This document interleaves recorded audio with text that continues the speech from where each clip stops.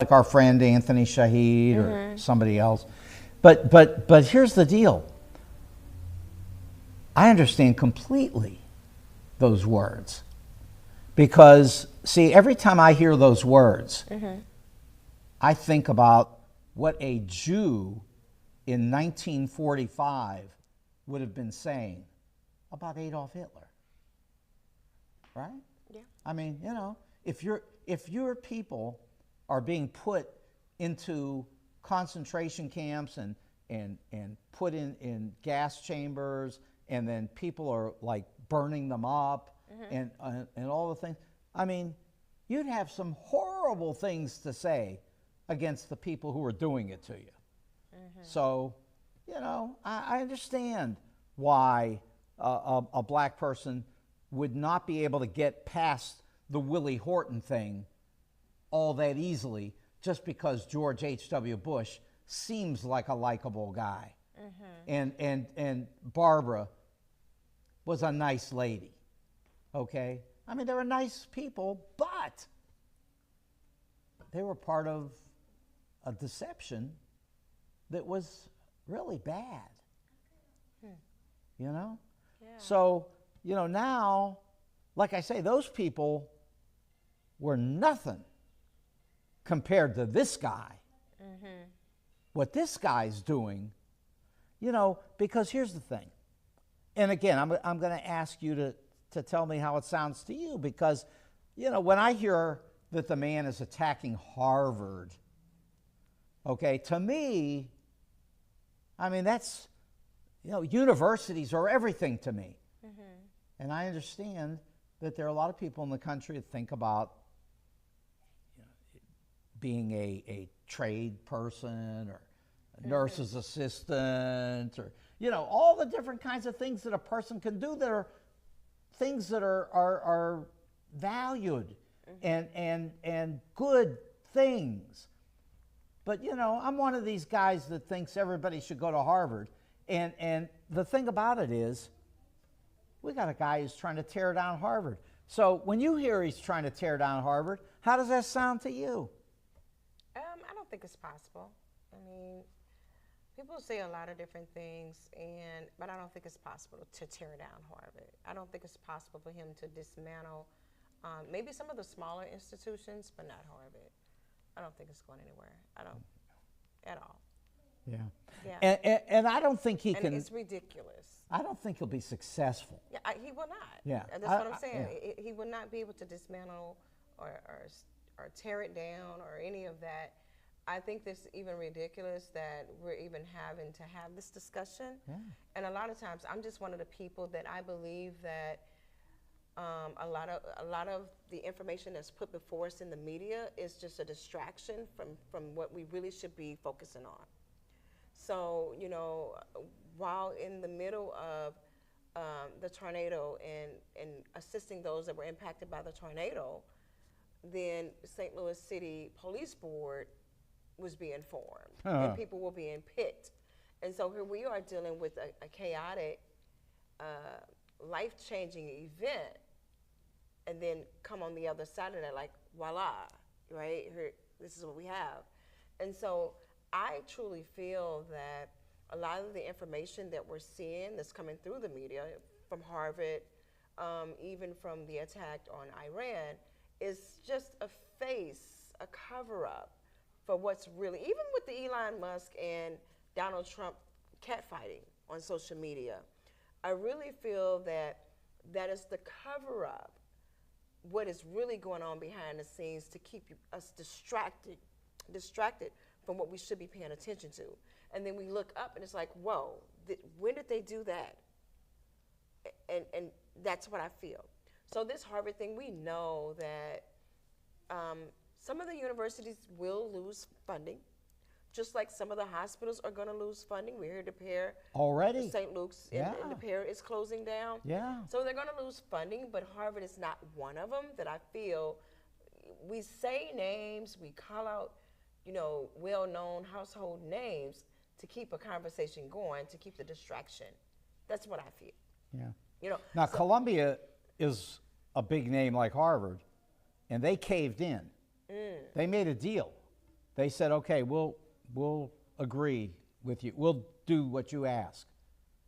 I mean, first of all, what he's asking is so unacceptable for any educational institution. Did they cave in, or is that who they really are? Yeah, No, well, I'm like, some people you have to poke and poke and poke and poke and get them to do what you desire. And some folks was like, hey, I was just waiting for you to say the word. yeah. West Columbia, that organization that said, hey, you know what? I've been waiting for this anyway. Because we'll see that even when they start bringing DEI down through the state of Missouri, there were organizations and businesses that was like, okay, we're moving everything DEI. And then there were the organizations that was like, wait a minute, no, we're not going to. We believe in being inclusive. We believe in having diversity, right?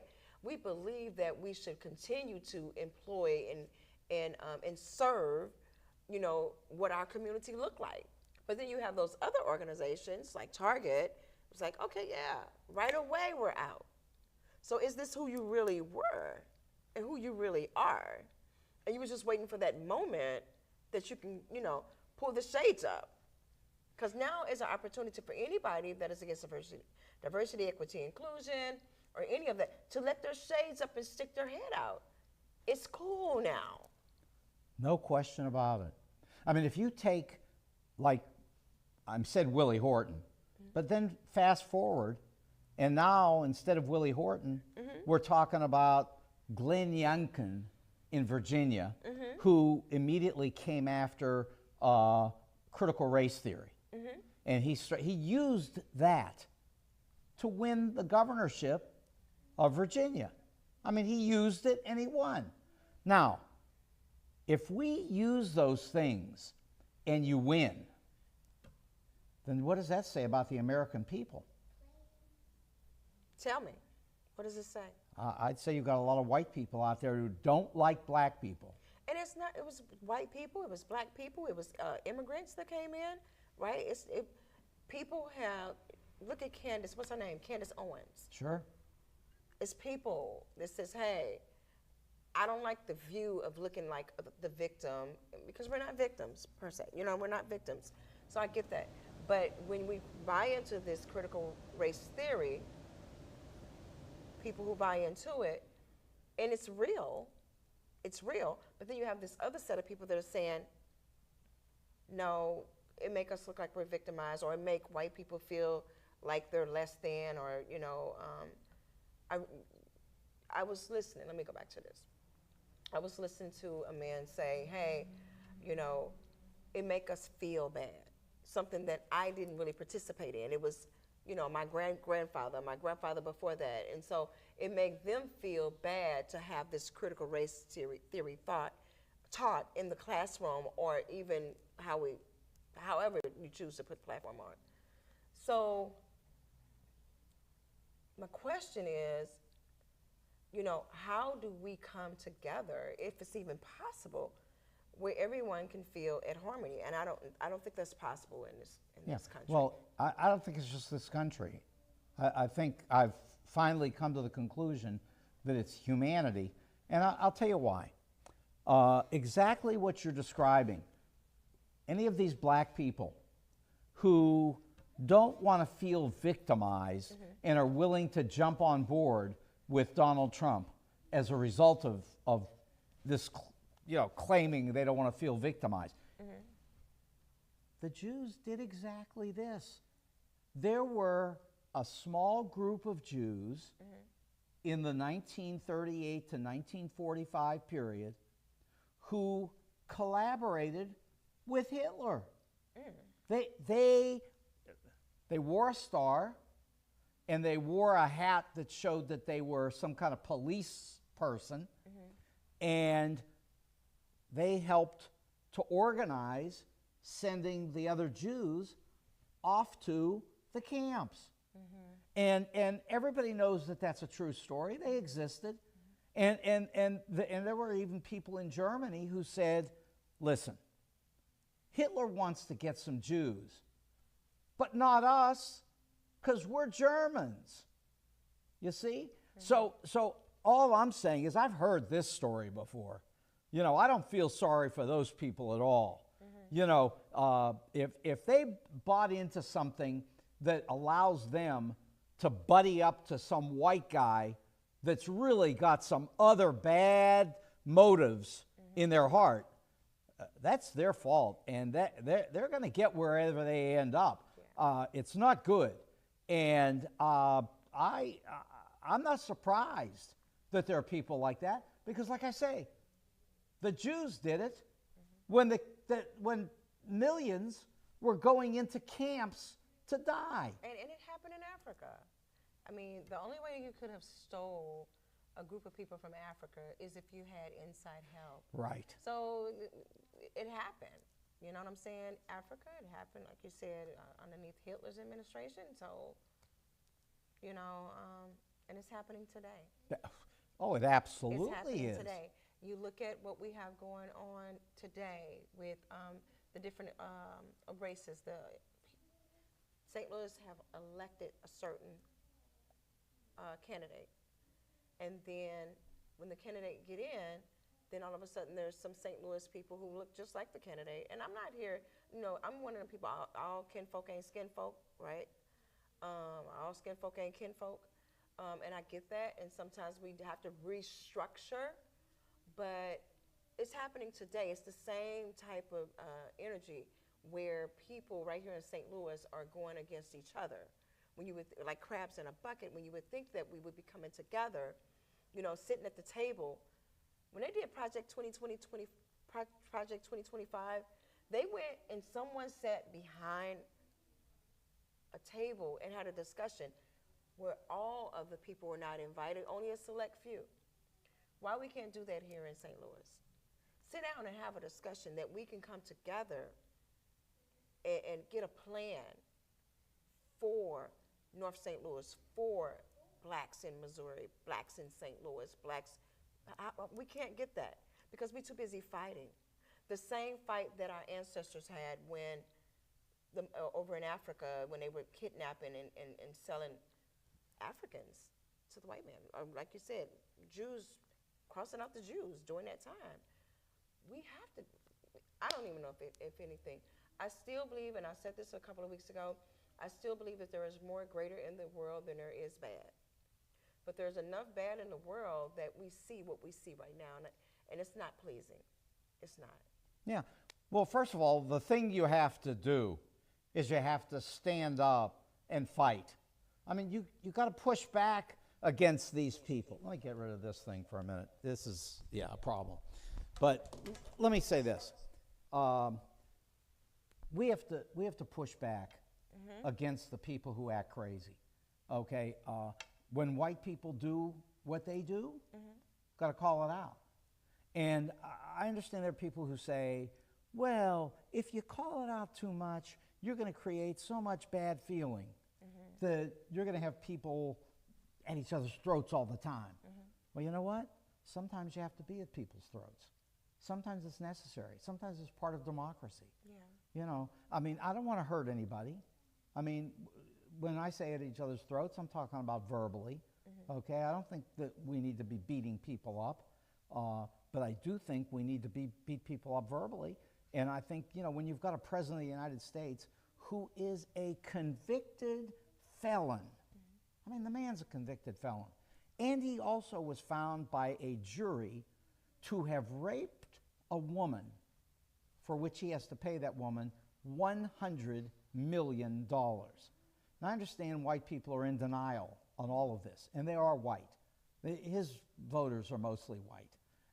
They're white. There are a few black men, not black women for the most part, not Jews. They, like the black women, they went totally against Donald Trump, and they've also said to him, when you're out here telling the universities that you're going to protect Jewish people at the universities, the Jews say, don't help us.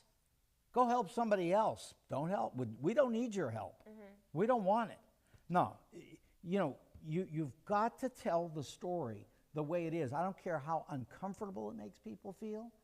I don't care what it is that somebody doesn't like about you because you say it.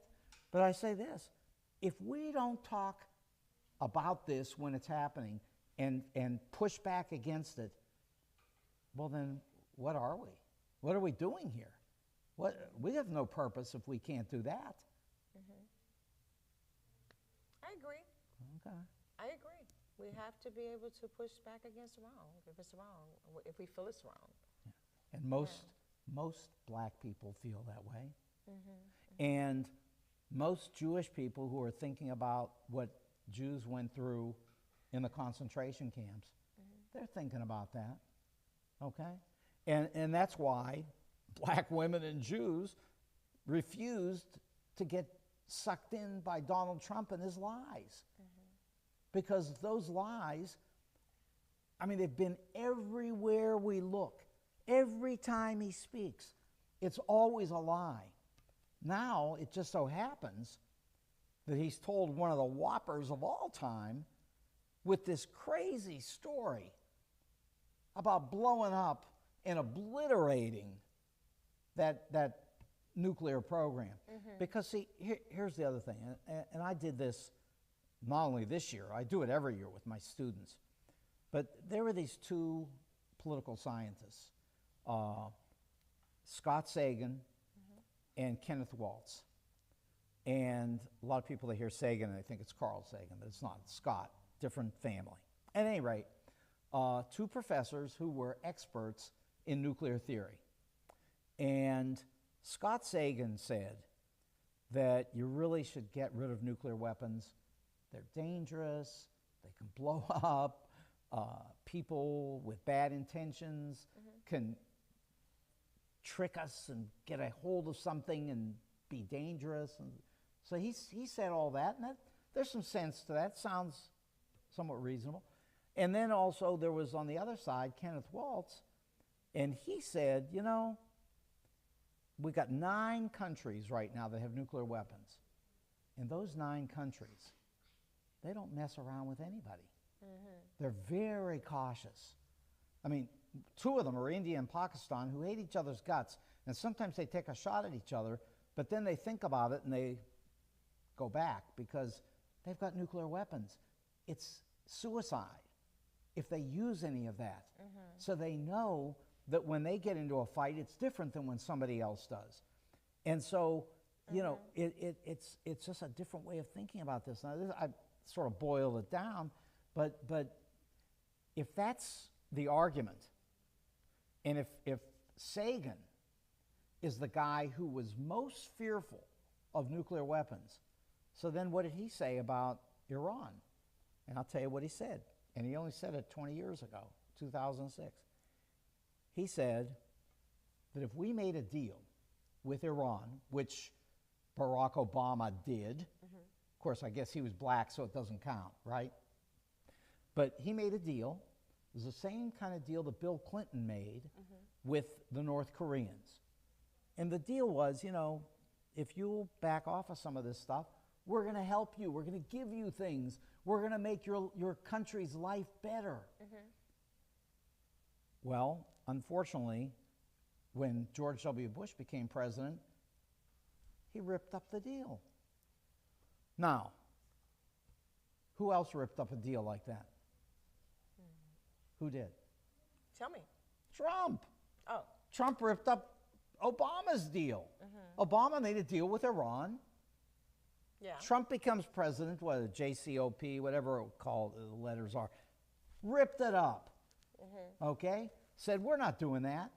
And the end result is this man is flying airplanes into mountains where all he's doing is pushing some rocks around and telling us about what he obliterated. I mean, this is not good.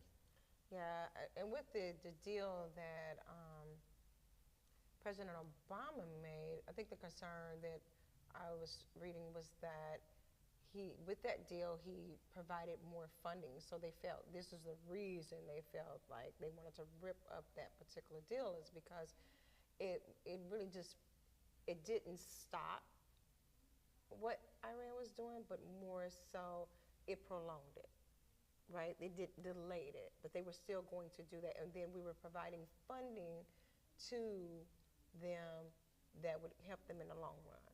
Yeah. So this was the reason that was given. Yeah, I got a great question for you. if you had a group of people who supported Adolf Hitler in World War II, Germans, okay, would you give them any money?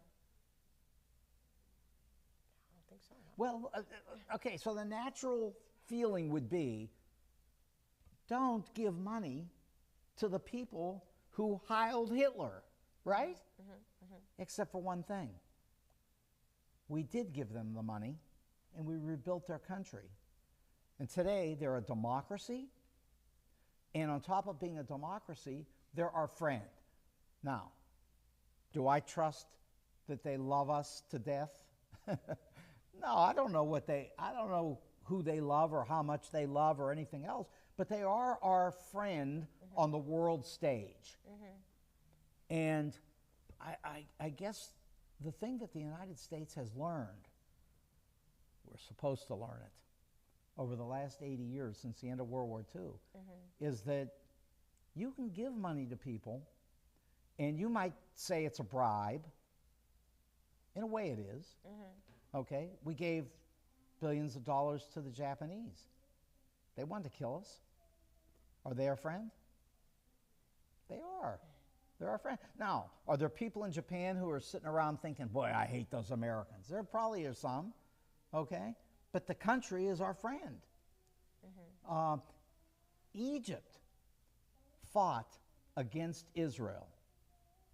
1948, 56, 67, 72, 74, 80, every time, except for one thing happened in 1980. What's that? We made a deal. We said, we'll give you $1 billion a year if you stop what you've been doing. And you know what Egypt said? Okay, we'll take it. And they haven't bothered anybody since. So money is powerful. And, you know, is it a horrible thing to bribe people like that? I don't know. If you save lives, what do you think? If it's for the greater good of the people, yeah. Yeah, because here, what else do we do with money? What money, how do we take care of Africa? What do we do with Africa? Or at least we used to do until this idiot showed up. What, you know? You know what PEPFAR is? Yeah. Yeah. Say it again? PEPFAR, the program that George W. Bush, who I didn't like, but it's the program that he came up with to save Africans from dying of AIDS. And people have said that 25 million people have probably survived in Africa who wouldn't have if not for George W. Bush. So yeah, maybe the guy's a bad guy on this, that, or the other thing, but he used money in an extremely good way to help some people who we should have helped. So, you know, this whole money thing, it's a great argument. It's a good discussion. You got to decide, when do you use it and when don't you? Can't just throw it to everybody. But the fact is that here we are in 2025, and just like you said, we just shut down the hospital in De Pere. It's not the end. Yeah. That's the beginning. I mean, what else are you hearing? Because you're involved in the medical field. Talk to me. Tell me what you're hearing about lack of funding. It's quite a bit of lack of funding that's going on, especially even more cuts, Medicaid, Medicare, that funding that's been cut will impact, and possibly here in Missouri, shut down more hospitals, especially in the rural area. So, yeah, it's an issue dealing with healthcare and healthcare outcomes. We just have to continue on with reaching out to our legislators and asking that they not cut. You know, Josh Hawley has taken that stance, and I know people are, you know, trying to weigh which angle he's coming from, but at the bottom line, he's coming out saying, hey, let's not cut this funding, because millions of people, including children and women and elders, are going to be impacted. And so, not just with hospital closure, but just receiving health care at all, you know, dental work and vision care and all those different things that we need to stay alive and healthy. Yeah. So, No, you make a really important point, and I don't know the answer to it because, I mean, when I think about Josh Hawley, I see the guy on January 6th in Washington saying one thing about Donald Trump and running as fast as he could, which we have him on camera, running away and trying to get out of there so no one would kill him, you know, and then saying to everybody that it was a walk in the park, which we know it was not. But so that's a question. How much credibility do you give to somebody like that when they take a reasonable, decent position like you're describing? Because Hawley has done that. he has. Yeah. He has taken that position that, you know, this would impact many of the children in his district. So we just have to see. Yeah. Well, that's why it's so difficult. And you know, and you Yeah, could go be ahead. on the right side of something, and then on the next issue, not necessarily on the right side or on the wrong side completely. So yeah, you can be on the right side. Like, so he's on the right side of this as far as healthcare is concerned. He's made some great stances against Medicaid. He stood up for Coldwater Creek and the recipients of the victims of Coldwater Creek. You know, he's done some great things. And I know that when I say, I appreciate his stance, Josh Hawley, on certain issues, and people in my community are like, how can you? Well, I do. When you say that, hey, we know that Coldwater Creek and these different areas that were impacted by these toxins. You know, one lady even shared with, they were on a field trip in St. Charles. She went to school in St. Charles, and they were on the field trip. And while on this field trip, and I forgot this lady's name, so if someone is listening and they know her, I'm using her story, it's not mine. She was on a school bus, and while on this school bus, it stops, right? They rolled them through this toxic area with all these cancer-causing agents, and the bus breaks down with children on it. This is a field trip. And so now you have to get another bus to come.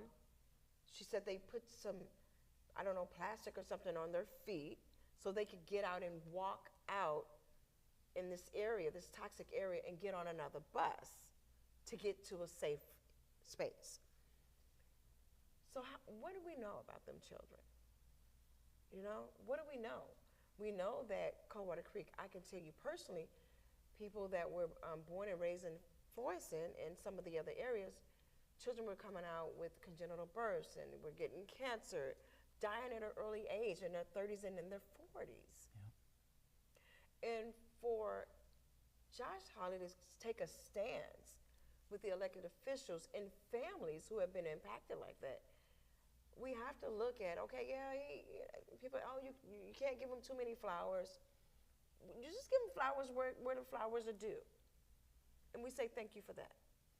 You know, so I kind of want to get to the big thing on the big discussion that we're having about the police board and our great sister Sonia Gray being elected to that.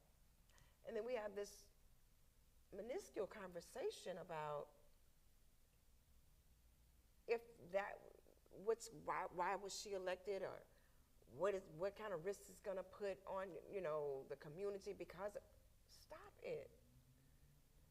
We can't just say, hey, Governor Keogh elected someone who we feel is fair and impartial, right? Who would have a voice for the people in the community that she would represent. We can't just clap that up and say, thank you, Governor Keogh, and we're glad that she's there. We have to come with all the other BS, for lack of a better word, that takes us off our focus, right? Someone like Don Brown, who I know for a fact Don Brown has given back to this community because I've been a part of the give back. I've seen it. You know, I've spoken to him several times. We can't just say, okay, someone says, oh, you got a car salesman on, you know, You got a car, what is he going to do? As if a car salesman's business is not impacted by crime. Yeah. And I said worse than that, which wasn't so nice of me, but I talked about the fact that several of those guys look like Bull Connor. So, which is not fair. And I don't know That's the other not ones. fair. I don't know the other. That's I not just fair. know I don't those know. two. I don't know either. And what is But, it, 5 of them on there? Yeah, but so I know 3 they're of plus the 5. Kara, plus Yeah, Kara. so I know, I'm Yeah. acquainted Well- with 3 of the 5. Well, let's deal with that and with Alfred when we get back from this in a minute. let's Yeah, so pay some so bills. so yeah, pay some bills, and without a question, I like to dress nice. I do. I'll admit that when I was a 1960s hippie, I only wore things from Goodwill or places like that. And if they didn't have enough rips in them, I didn't wear them. And it had to be pretty bad junk, okay? And then I loved it, and we all did. That's what we did back then. Oh, you got to bring some pictures. Yeah, I got pictures, but the point is that I've sort of changed on that, and the reason is because what you want people to think about you is how you look. If you look horrible, you might feel like you're making a point, which we did think we were making a point. But there's another point, and that is if you want to look professional, okay, that's the key. And I've always wanted to look right for students because I felt that when I taught students that it was important for them to see what a professional person should look like. Yeah. And the St. Louis Suit Company in Clayton on the corner of Central and Forsyth will help you do that. And believe me, they've been there for 30 years. So, if you want proof, we can ask for proof. Because, this guy blew up a mountain and he said he obliterated something, but we had no proof. And now as the proof comes in, he didn't obliterate anything except for the truth. And what we've got in Clayton is some people who will dress you so nice. And then on top of that, on top of the shoes and the shirts and the suits and everything, the ties for $5.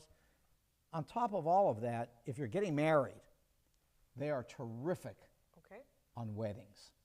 And everybody knows it. They got attire for men in weddings. They're great. You 30 said $5 years. for some of the ties.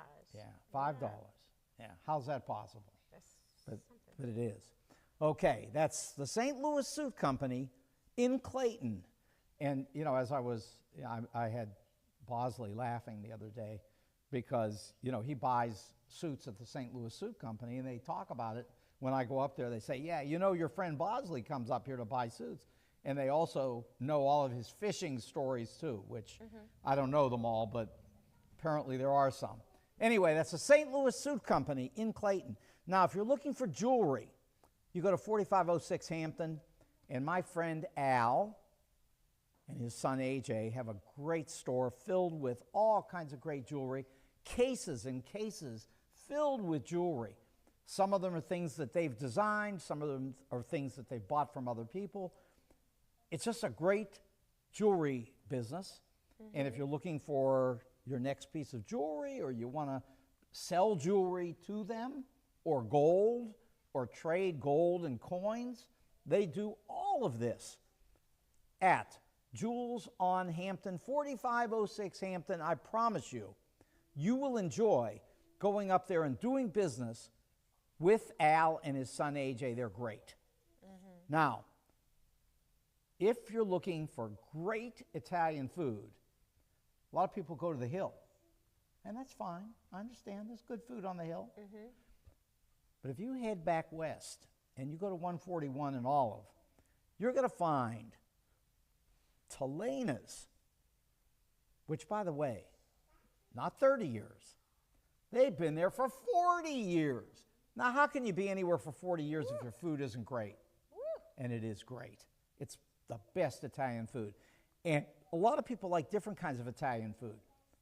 But I happen to like especially spaghetti and meatballs. And I promise you, you probably think to yourself, well, spaghetti and meatballs are good. Yeah, they're good. They're not just good. They're great at Telena's. 141 at Olive, excellent Italian food, and you'll find all kinds of different things there. You'll be really surprised. All the pastas, great pizza, all different kinds of pizza. And I love pasta. Yeah, So, well, everybody loves it. But I'll tell you this, there are some places that sell pasta in St. Louis, and they're good. But they're not great. They're not great. No. 40 years of great. Yeah, that's pretty good. Okay. Yeah. It's Now- been a minute since I've been to that restaurant, but at the time I thought it was in the city. Well, it where was. I went. They had one there. Okay. There was one there. Mike owned that one, and then they worked together, and there was this other one out in Creve Coeur. But the one in Creve Coeur has survived all the way through. It's there for 40 years, and believe me, their food is phenomenal. It was good on Skinker as well, but 40 years. 40 years. 40 years. Okay, and finally, a very good friend of mine, Ben, has got a place over on Chesterfield Airport Road, over by the airport in Chesterfield. And it's called Wenty's, W-E-N-T-E. And Wenty's has lots of great food. Everybody says they've got the best wings that you're ever going to have anywhere. And that might be true, but I just don't know because I've never eaten their wings. Wenty's. Yeah, they're good. They're good. But I'll tell you what they have that I love. It's the baby back ribs. They are great. And onion rings along with it, and I just love onion rings. And this last time that I went there, I also had some coleslaw. It was the best coleslaw I've had. I mean, it was great coleslaw. Anyway, some people just know what they're doing on some things, and Ben does great things out at Wenty's, and you'll love it. Great food, 18,000 Chesterfield Airport Road in Chesterfield Valley, and that is Wenty's.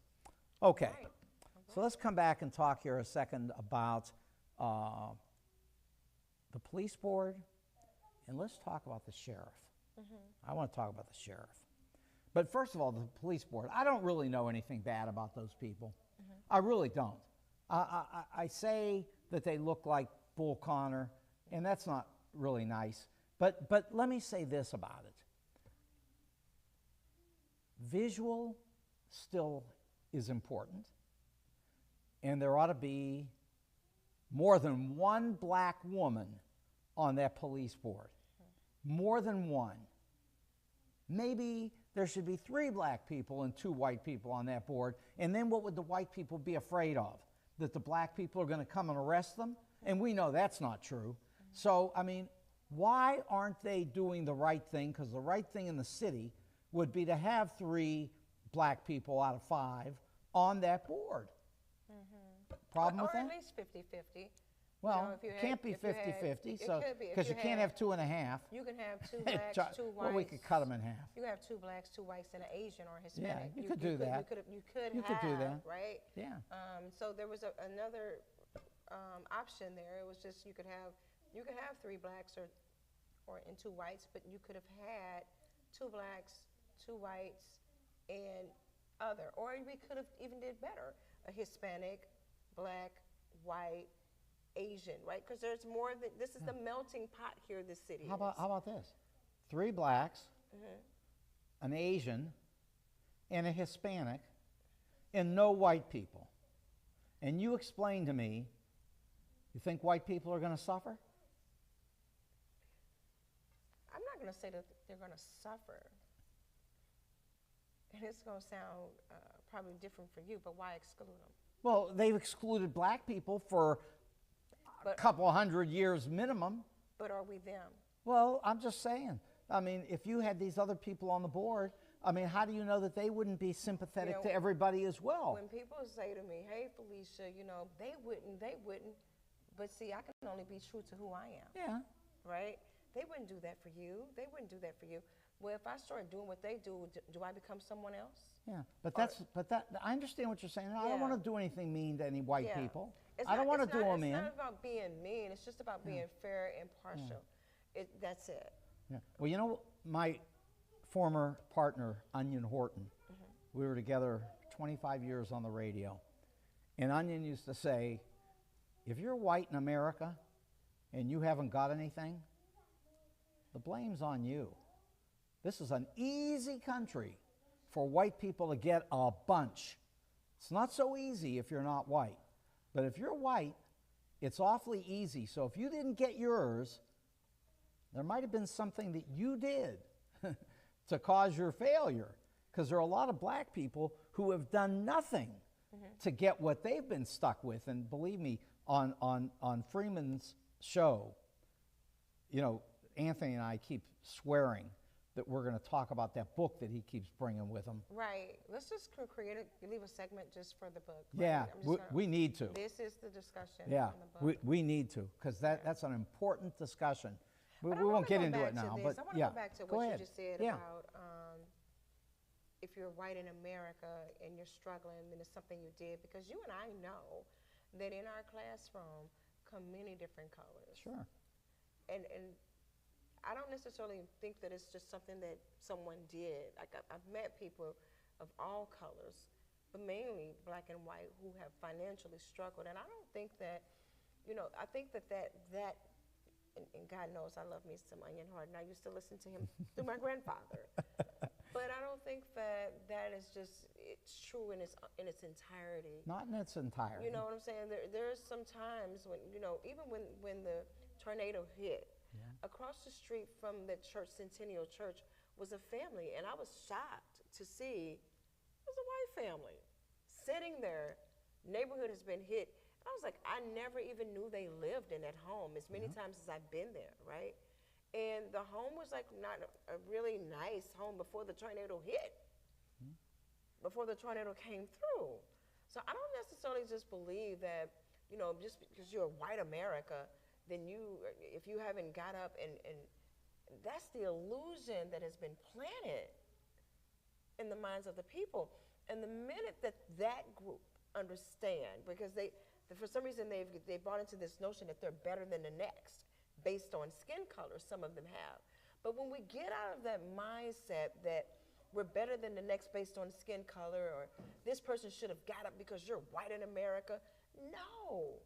The system itself is designed to keep a certain group of people down. And it's not based on skin color in its entirety. No, that's true. Not in its entirety. And listen, I'm white, so, you know, I don't hate white people, okay? Yeah, of course not. You know, I mean, that would be ridiculous, okay? But here's the thing. Horton used to say this all the time. It's one of my favorite Onion Horton stories. He had this grandson, Dion, and he and Dion were walking down the street, and they saw a white guy laying in the gutter. And Dion turned to Grandpa and said, Grandpa, look at that white guy laying in the gutter. He said, I thought you told me that white people control the world. And Onion said, Dion, it's true, white people do control the world, just not that one. Okay. But, you know, okay, so there's truth. You know, there's some people that suffer unfairly, and you know, they're white, and, you know, nobody wants them to be in the gutter. But on the other hand, there's a lot of bad feeling in this country. We already started early in the show talking about how it elected George H.W. Bush, how it elected Glenn Youngkin governor in Virginia, and how Donald Trump has used it, DEI, in all kinds of horrible ways. And see, here's the problem. Alfred Montgomery is the sheriff in the city of St. Louis, and Alfred's black. Now, I understand that Betts before him was black, but forget that, because that's not what's being done right now. What's being done is they're coming after Alfred with everything they've got. I say they, white people. And let me describe it to you this way. I go around the city and talk to people about Alfred. And people say to me, if they're white, he's going to jail. And if they're black, they say, boy, Alfred's got to fight back. So you think we got a divided society? Mm-hmm. Yeah. So no sense in denying it. It's there. I mean, the white people all tell me Alfred's going to jail. Mm. I haven't met one white person who hasn't told me that he's going to jail.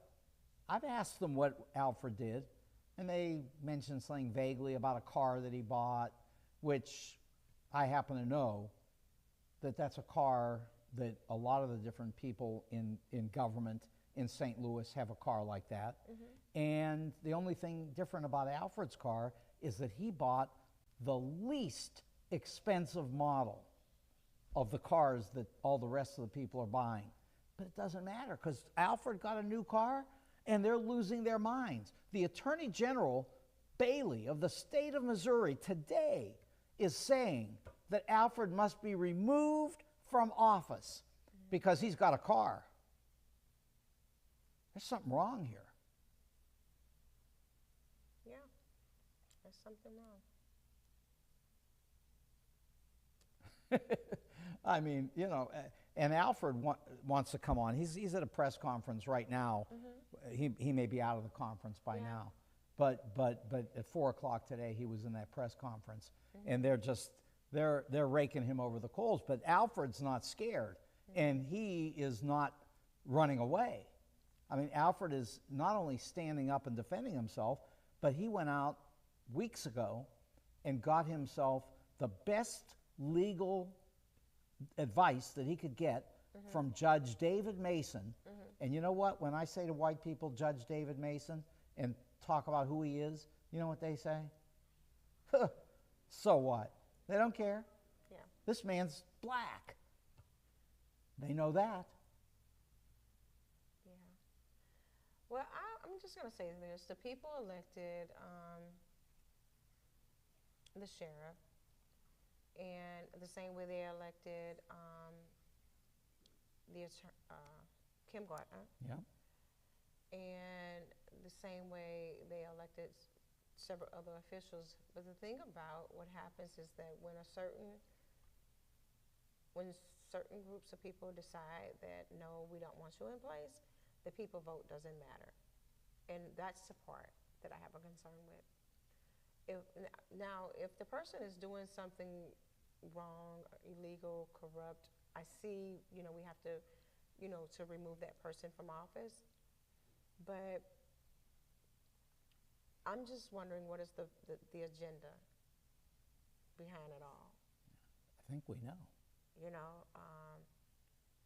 Unfortunately, I think we know. I think that what is needed for this particular time in this administration is they need people who are going to go along to get along. And I noticed that the people that are being removed from office, people like Congressman Cori Bush, people like Mayor Tashara Jones, people like Kim Gardner, it's not the skin color, it's the fact that they won't play the go along to get along game, right? And then some people say, no, it's the skin color, it's the skin color. But I believe that even if they had someone in office, because I'm gonna tell you this, this is me, and I'm just putting this out here. I see you're coming for the sheriff, right? And I think the next person that they will come for, who is not black, is Megan Green. It's dominoes. Mm-hmm. It's dominoes. They need people, and that's just me putting this out there. I think it's the sheriff.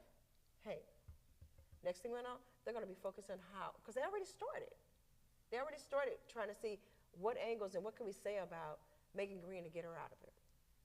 It's dominoes. If you're opposition, you must go, because there's a bigger agenda, and they have the money, the funds, and the means and the know-how to go and say, we want you out.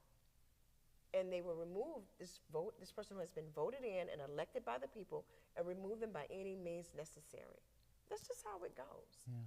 Well, and it's sad. Yeah, well, it's sad, but you got to fight back against it. Yeah. And here's the thing too, my students at school, when we talk about why people don't like black people, they look at me and they say, why? And first of all, there is no reason. I mean, there's no reason whatsoever.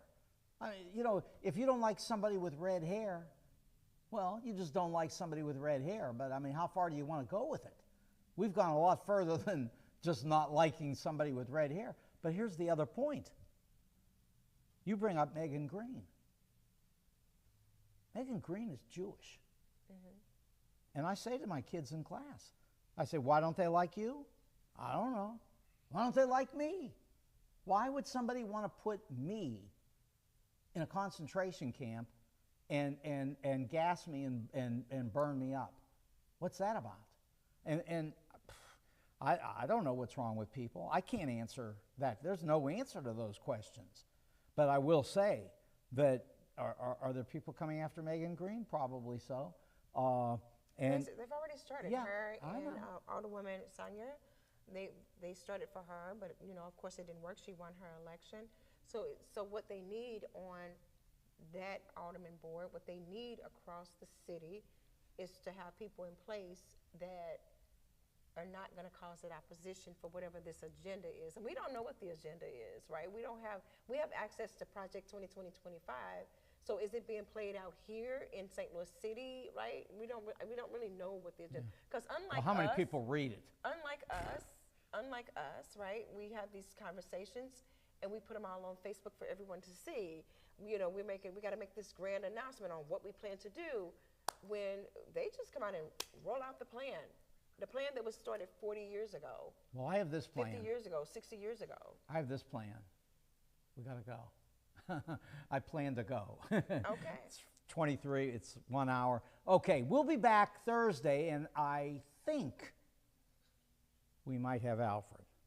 Might have Alfred on Thursday. Anyway, you all have a great week, and see you Thursday. I'm Mark Kasen, Felicia Hampton. This is Showdown. Good night.